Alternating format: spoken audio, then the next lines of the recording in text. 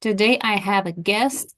Her name is Gina, and she is an amazing woman because she managed to live without medicine for MS, which is multiple sclerosis, for 7 years already.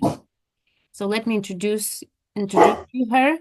Her name is Gina Dallison. She has a lovely dog. You can hear him. So, Let's have a lovely talk. yep. And I'll give you more, Gina, straight away.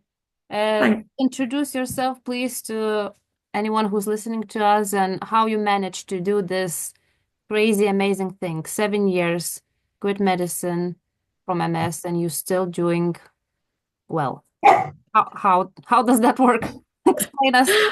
well, thank you, darling. I mean, I suppose define well a little bit. And sorry for the dog, but there's something going on outside which is irritating her a little bit. So All we'll right, we'll it's manage the funny. best we can. Yeah, I was diagnosed with multiple sclerosis in 2009 after a bout of severe numbness in my legs, and I started on medication almost straight away because I had another relapse in 6 months' time. So they put me on what they call disease modifying therapy, which is DMTs, and that was a weekly injection. I didn't really want to take it, and to be honest, the only reason that I really did was to appease my then partner. But in 2017, I had a lot of life stuff going on, which I now fondly call it my vortex of shit, where everything seemed to be going wrong. But in amongst that, there was a sort of guiding light. I was changing, and I was learning about the law of attraction. I was learning about spirituality. I was learning to trust myself. And at that time, the doctors wanted to up my meds because they didn't seem to be doing what they wanted. They wanted to give me stronger medication. And for those of you who don't know what the medication they give for multiple sclerosis, it's it's really strong stuff because it diffuses your immune system really. And I was learning at this point, I was on my coaching journey and I was learning about the mind body connection. I was learning about how important your beliefs are to actually what is possible. I was also learning about toxins and how detrimental they are to our body and how we can, get them in all different places. And to me, pharmaceuticals is full of toxins.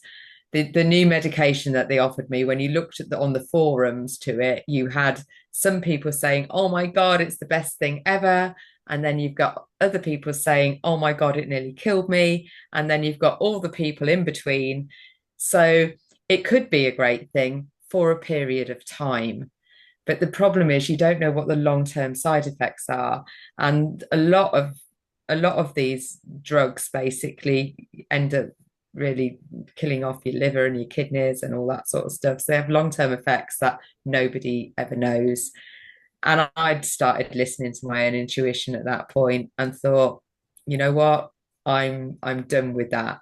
Now that sounds really easy now. It wasn't. It was a big decision to make, and I flipped and I flopped like, over a period of time. But eventually I got to a place where I was, no, this is the journey that I'm on, and I'm going to stick with it until I don't want to anymore, of course. But at the moment, even though it's I'm not where I want to be in health wise. So I'd love to tell you that actually 7 years on, it's all worked out perfectly. It hasn't as yet. I am I am yeah, if you see me walking in this box, I'm very healthy and happy. But actually, when I'm walking about, I need two sticks either side of me. I am fully reliant on a mobility scooter to get any distance at the moment. And I've got an overactive bladder, which basically means I get a sudden urgency and have to rush to the loo and are, having to wear pads a lot of the time, which is not much fun. But but on the plus side, I I feel really well. My emotional set point is pretty high. My emotional resilience is pretty high. I I my energy is good. I don't get ill. In those last 7 years, I haven't, you know, colds barely touched me. I did have COVID, but it barely touched me. I went through the menopause and don't know what all the fuss is about. I mean, don't get me wrong. It wasn't a yes, everything's wonderful. I've had my down moments, but on the whole, I feel I feel very certain of my path, and it's led me on a very spiritual journey. And a lot of this, if anybody is out there is spiritually inclined, it's about trusting. It's about trusting that actually, when we're given challenges, they're there to show us, to teach us something, to allow us to experience something that we never would have experienced. And if it's part of my path to experience being disabled, then I'm sort of determined to embrace that and enjoy it as much as I can, if that sounds a bit crazy, but that's how I sort of, I suppose, cope with it, manage it, and and it sort of works. There's nobody gets through life, do they, without any challenges, without anything coming to knock them sideways, or very, very few people. And it's how we manage those challenges really that define us and make us. And sometimes it can be really hard, but yeah, life sometimes is really hard, but pretty much we can do hard things because we're pretty amazing human beings, aren't we? And we get up and we dust ourselves off and we keep going again. And yeah, and I'm learning more and more how to feel my feelings and allow them to to be, and not try and shut them down with crutches that we tend to use. So it's been an interesting ride, is what I would say. It's like, and it continues to be, but I am pretty confident that it will work out exactly the way it's meant to work out, and yeah, I'm at peace with that. What a beautiful attitude. And that is definitely making your life easier for sure. You just explained how you helping yourself with everything you do, your mindset, your all the changes you applied in your life. So I'm really happy for that and for you. Now my question is, yes, you said that that medicine you used was quite like bad and you didn't want that, so you decided to quit. But what did you think back then when you was quitting the medicine, and how you what made you feel safe to do that? Like, put it this way. Oh, what made me do so? I'm trying to think. When I was already sort of on my coaching journey then, and learning, so I'd started to get people around me who were having the same mindset really with regarding to health and healing and all that type of stuff. I was I worked with a naturopath for a little while, but that wasn't until a bit later on. Um, I'd read a couple of books, I think, really. I'd read a book called Overcoming Multiple Sclerosis by George Jelinek, who suggests that actually diet and lifestyle choices could make a big difference. And Oh, then once I started researching and asking Google different questions, I came up with numerous people, particularly with MS, that had experienced some quite debilitating symptoms and was quite ill with it at some point. And now, it might have taken years and years, but now they've come out the other side. They're not taking a myriad of medication, and they are healthy, they are strong, they are well, they are balanced. And more than that, they're living a life that is, true to them. And I think illness is a gift. It doesn't feel like a gift, and it's wrapped up in some really horrible wrapping paper. But if we're able to get through the wrapping paper, there is a gift inside it. And for me, I was totally on my wrong path. I was not showing up as my authentic self. I did not have any trust in myself. I had allowed the men in my life to take over my driving seat, if you like. And so much so, I was almost too scared to drive my own car. And I used that as a metaphor, but also in reality as well. So it was, and then I I just decided, I suppose it was a decision that actually I don't want to be taking stronger and stronger meds. And also I don't want to be reliant on a doctor who knows nothing about me, who spent about 10 minutes looking at some, spent 10 minutes with me and looked at some charts that supposedly give the answers. And I think I'd read enough by then. I became a bit of a personal development junkie and started reading and listening to books. Audible became my best friend, and I was listening books upon books upon books. And I just decided to go for it. And like I said, it wasn't without its ups and downs. I I sort of thought I decided, and then a well-meaning family member questioned me, and oh my God, am I mad? Is this, what am I doing? This could go horribly wrong. But now nobody, if somebody questions me, I don't need nobody else is living what you're living with. You have to make your own decisions. Mm. And I think one of my real bugbears is with how we are given a diagnosis is, I mean, I've heard some real horror stories as well that people, say when they're given a diagnosis, but however it's given, however gently it's given with a big dose of fear and very little hope, really. And especially for like long-term incurable diseases, it's like it's incurable, it's going to get worse. No, there's nothing you can do about it. And those were the three Oh, things. Yeah. that's what you was told. Right. That's what I was told. And I even asked the question, well, what can I do? Can I change my diet or do anything like that? And they were like, no, there's nothing you can do. Yeah, well, you know how absolutely Horrible. ridiculous that is. And now I've created a tool which allows I take my clients through, and it's a bit of a self audit on your whole life. And I've come up with 42 areas that directly affect your health that you do have control over. So whether you take I'm not saying medications are, a bad thing. That's people have to make their own choices. My concern is when people take medication because they're scared of the consequences of not, and they're not given any other options, which is, it's not looked at the whole holistic. Then they don't look at other areas of your life. Where are you stressed? Where's going wrong? All of these type of things. What's your diet like? I mean, diet's such an easy thing. I think they're getting a bit more, but even now I hear people say exactly the same thing. They're told there's nothing they can do, and it's just not true. What the, again, what a beautiful mindset and so well done, so well done. No wonder you are helping others, no, with the same chronic diseases.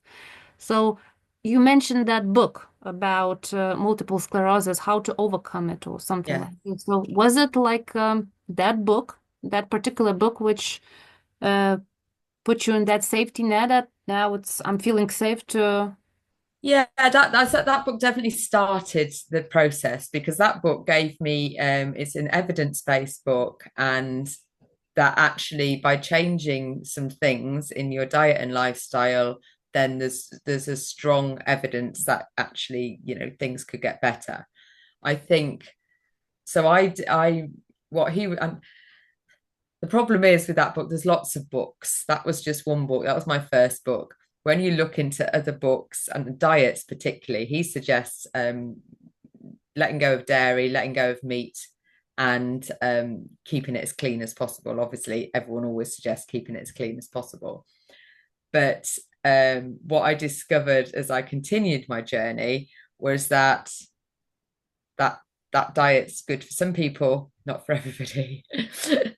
So there's, I mean, I the research I did at the time, I came up with 10 diets, 10 different diets that all said they, help people with multiple sclerosis, and have got evidence, people that they've helped, and said actually this was right from purely plant based to purely carnivore. So really both ends of the spectrum. So almost becomes when you start on your own journey of healing, that becomes overwhelming as well, because you have to learn to trust yourself, because you can try differently. I've done so much experiments with diets, and none of them really have made any difference, not in my symptoms anyway. Certainly my energy has been improved. I'm a good weight for my age. I feel it's a real paradox, because I feel really healthy. So sit here talking to you, I feel healthy, but then as soon as I get to walk, I'm reminded that actually, yeah, there's still something that I need to work through, yeah, discover, find out. So yeah, that's what I'm doing. Wow. Wow. All of that is so impressive, really. Yeah, as you said about the diets, yes, it worked for different people because we're all different. It's like it, what came to my mind, it's different car models. You can't put the same type of oil to every single car. It No, works for exactly. some types of cars, but doesn't work for all of them. So it's No. the same here. It's like it's obvious, isn't it? But still people make these mistakes. Yeah, and tell us then about your like work. Can I call it work or Yeah, well, I work? suppose I suppose it's become a bit of my purpose. So my mission really is to change the perspective of illness, because I just think the way that we're given a diagnosis now, like I said, it's doused in fear and hopelessness, and it's just horrible. Whereas if it was given in a different way, where they actually said, you know your life's out of balance, something or things that you're doing in your life is not serving you, so this is an opportunity for you to look at your life with an honest reflection and make some changes. Now, none of us really want to make changes. We're all merrily going along, eating our stuff, doing our habits and all the rest of it. So making change is hard, which is where a coach comes into it, because you support people in actually making those changes and to get into the core of why you want to make those changes and who you're going to become as a result of making those changes. And then to be able to hone in on that future version of you, that future version that's healthy, that's happy, that is living the life the way you want to live it. Because I think if you've been diagnosed with a long-term illness, with an incurable disease, and there are a lot out there, it's it's an opportunity for you to take stock. Now, a lot of people don't want to hear that. A lot of people want to go to the doctor and get a magic pill that solves it, which would be fab if the doctor had a magic pill, but he doesn't, or she doesn't. It's all they can do is give you lifelong medications. That's it. You're on your medication for the rest of your life. I think what really hit it for me when I was making my decision, because I got an aunt who'd got, amongst other things, Parkinson's disease, and I was talking about being offered medication for the overactive bladder, and one of the side effects for that was a dry mouth.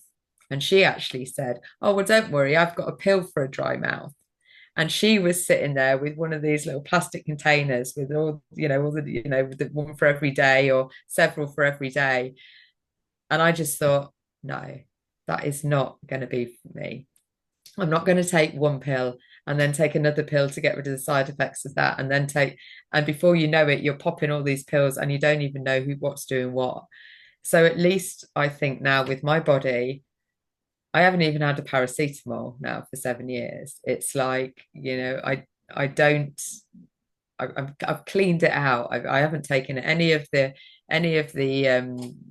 flu jabs and the COVID jabs or any of that stuff. It's just like, no, I'm not going to be putting stuff in my body. So I know my body now is talking to me, and it's been a long process. And yeah, there's always going to be times where I still want to have a little drink, and I still sugar, cake's still really nice, even though sugar's not on, you'll be surprised to hear sugar's not any on any of the diets that are good for you. That's definitely one of the things that are off.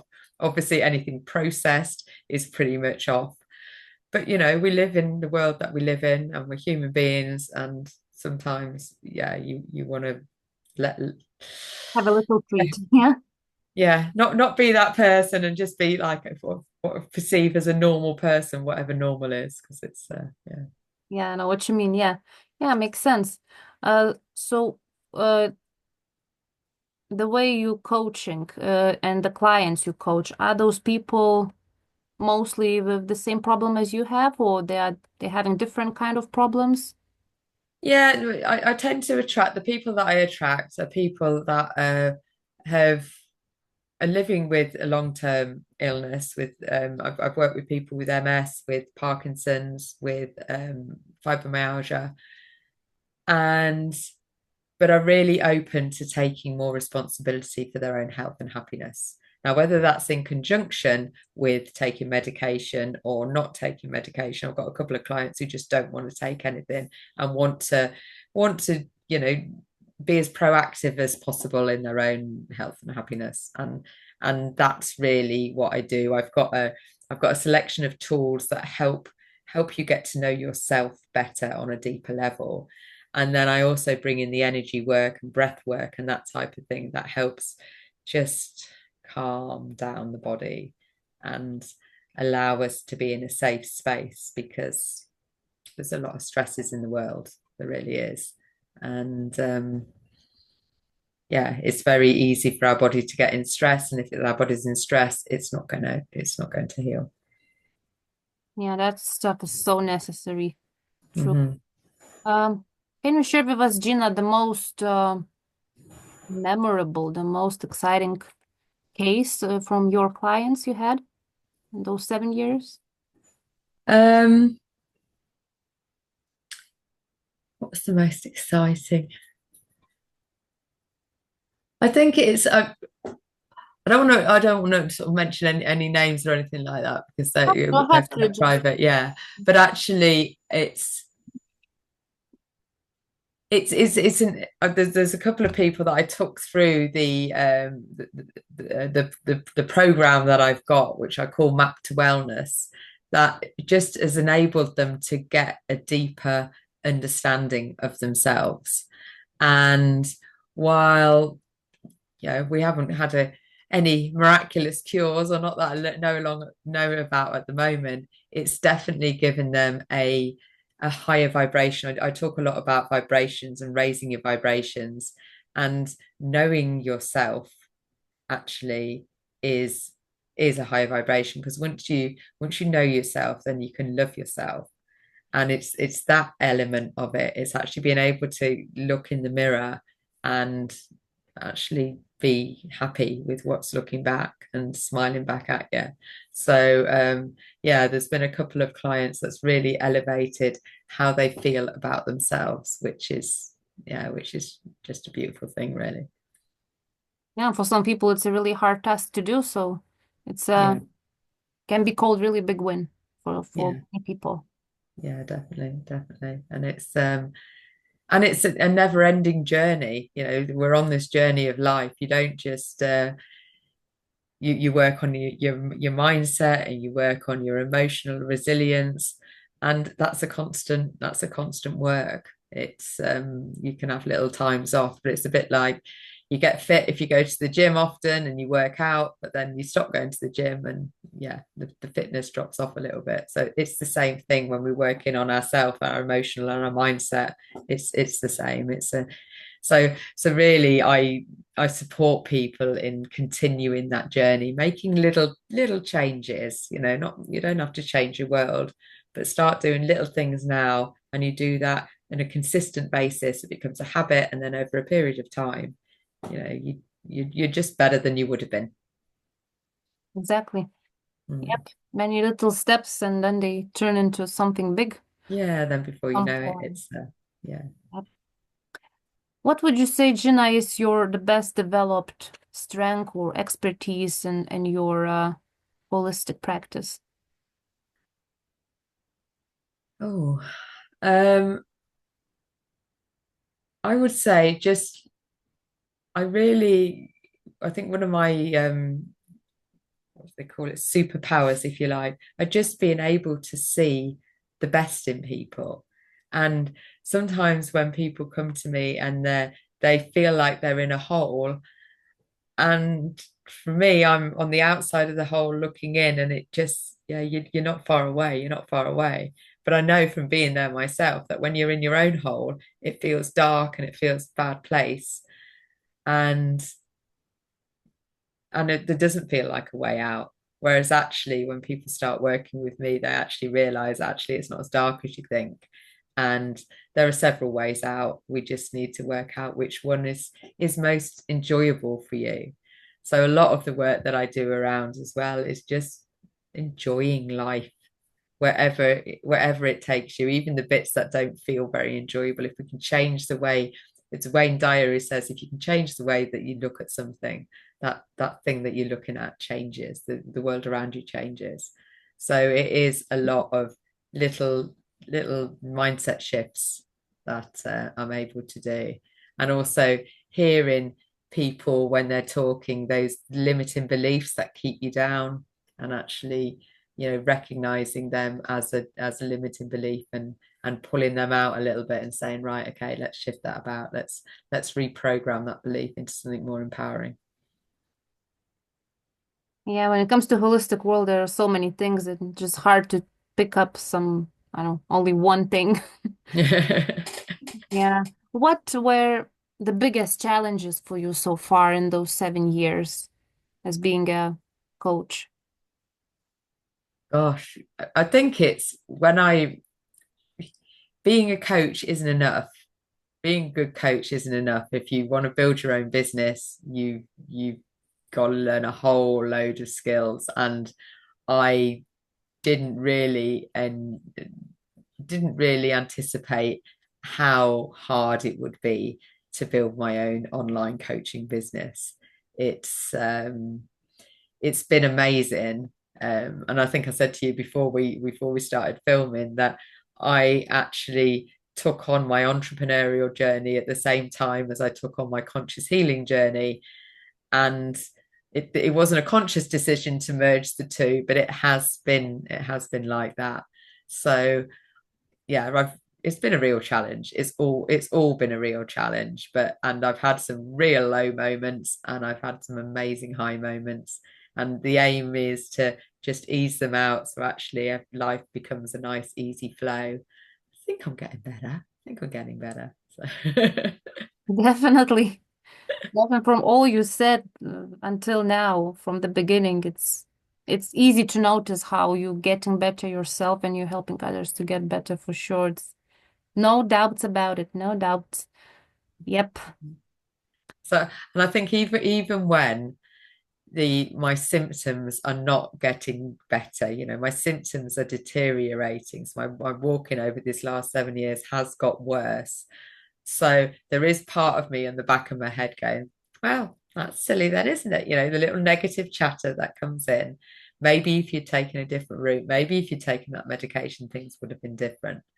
And that's when you sort of, I have to really lean into to trusting myself and knowing that actually this is the path that I've chosen and this is going to be worthwhile. And I am going to discover on this journey something that maybe I wouldn't have discovered on the other one. So it's and yeah, there's a reason I made that choice. I'm not 100% sure what it is, but it's still very much calling me.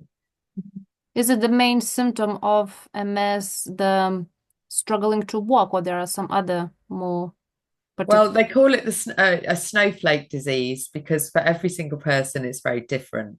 So for me, my symptoms really are my balance and my walk. So what it feels like for me, it feels like my legs are. It feels like I'm wearing super weighted trousers. So when I try and lift my legs, it feels like I'm doing it now. It feels like I'm lifting a weight. And at the same time, if I'm standing, I'm lifting a weight and it feels like the floor underneath me is moving. So I'm trying to lift weight up and the floor underneath me is moving. And then if I need a wee at the same time, I can hold my wee, but it takes all my focus to hold my wee. And if I want to walk, it takes all my focus to walk. So I can't do both things at the same time, or not very often. So yeah, so those are my challenging pieces. But some people get they have eye problems, they have weird pains, They have like pins and needles things. They have numbness, which was my original sensory things. Your body doesn't feel like your own sometimes. It feels strange. It's a really strange disease where basically the messages from the brain don't get they get interrupted because it's the myelin sheath that are around the nerves that are damaged.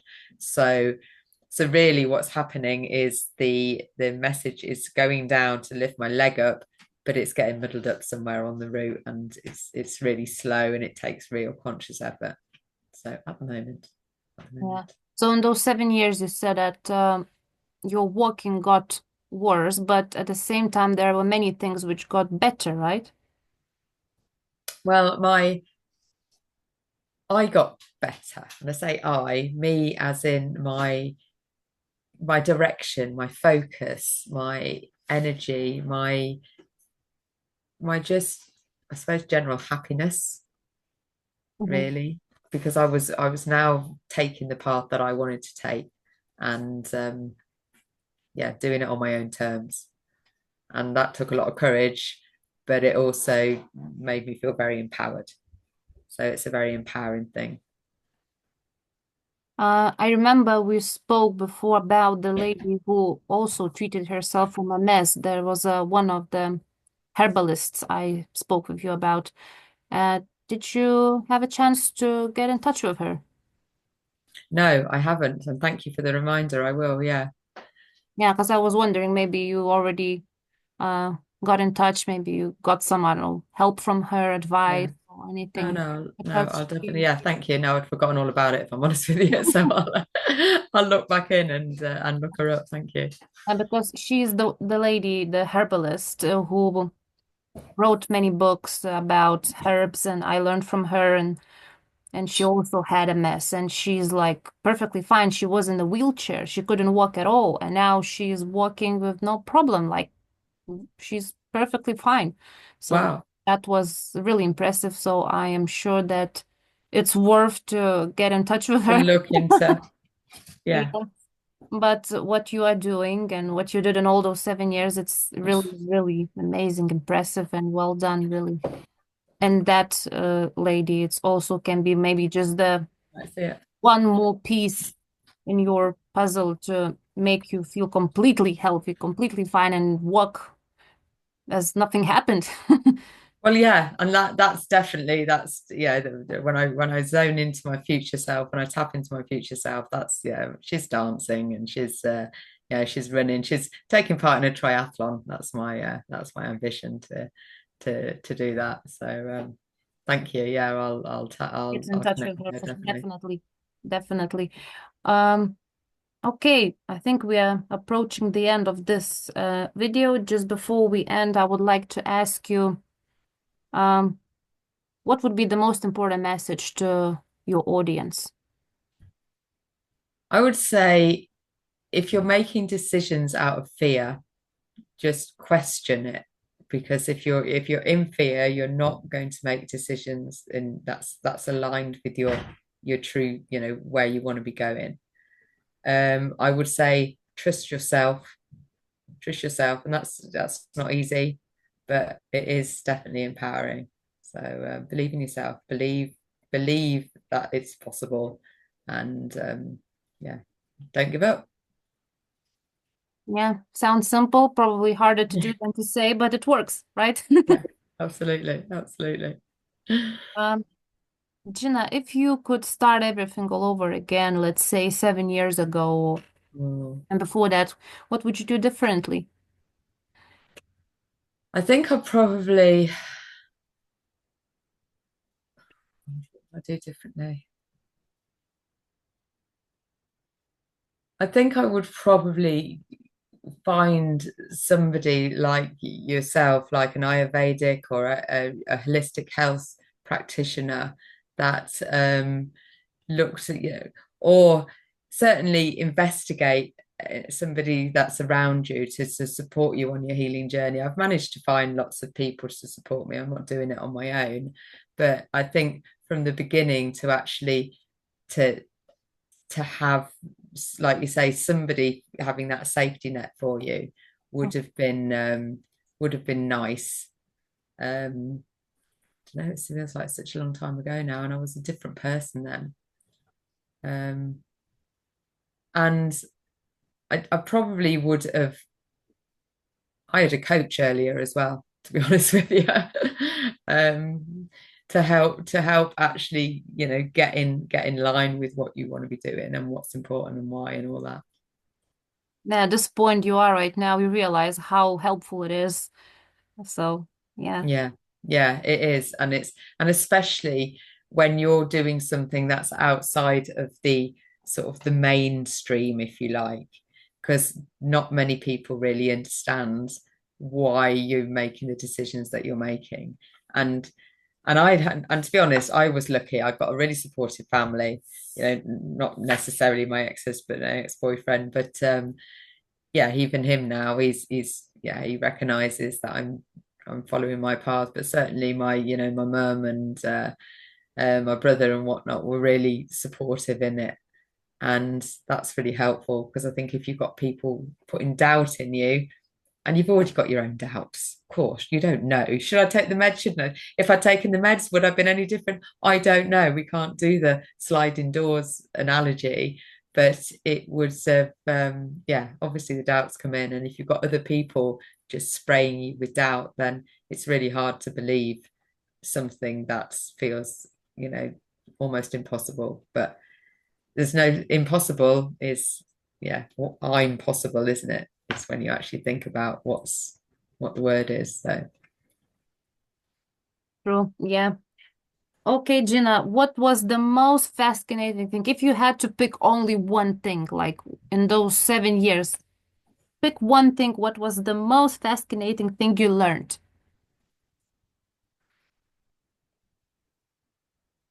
the joy of meditation. Oh, Yeah. Actually, that was one of the things in George Jelinek's book, Overcoming Multiple Sclerosis.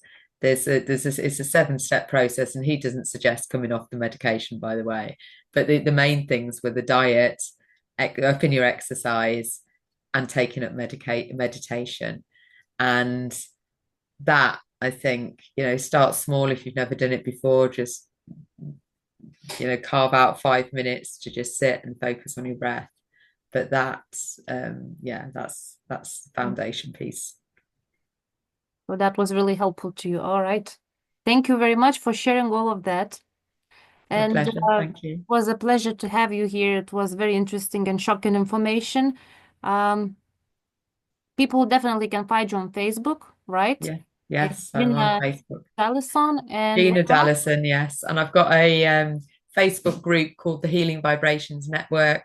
So and I show up daily in there talking about whatever's come up for me during the day and how I've managed it. And I've got a little acronym that I follow to guide people through some practices. So yeah, come along, check it out, and you'll be very welcome. All right, thank you. You also said you have YouTube channel, right? I've got a YouTube channel called Gina Dallison Coaching. Yes, so there's a lot of stuff on there. I've also interviewed people, so there's a lot of interviews on there. There's a lot of there's a lot of things I talk Oh. about. I like to talk. Okay, we add those links next to this recording. Thank you very much, Gina. And My pleasure. we stop recording then.